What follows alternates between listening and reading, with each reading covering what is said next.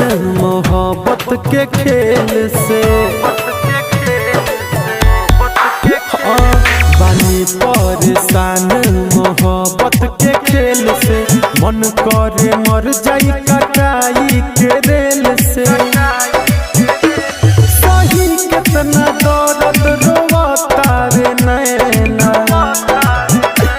सही कितना दर्द रोवता रे नैना भैनिया अपराधिया बतानी जेल से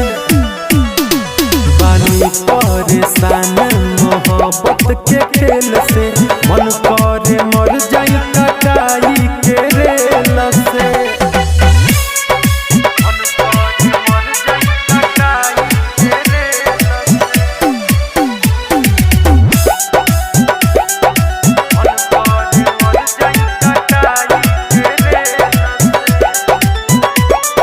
लिखल नइखे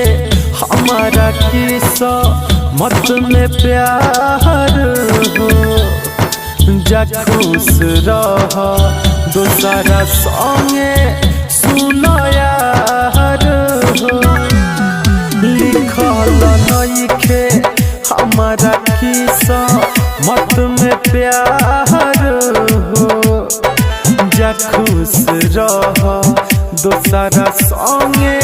सुनो यार हो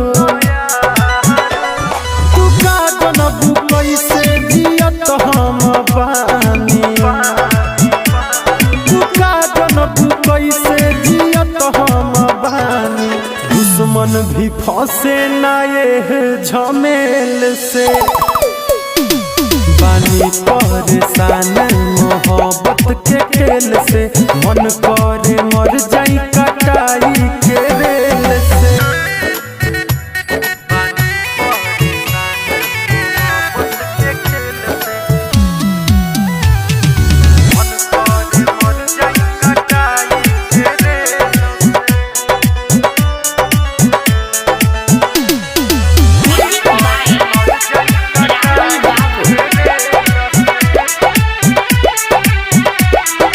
जखम दिल के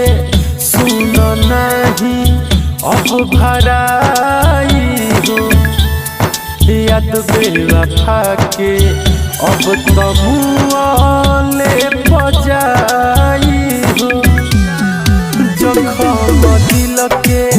सुन नहीं अब भराई हो याद बेवफा के अब तो मुँहले बजाई हो रहता रे तंग दीपक अब तो अकेले से रहता रे तंग दीपक अब तो अकेले से भैया अपराधिया बतानी जेल से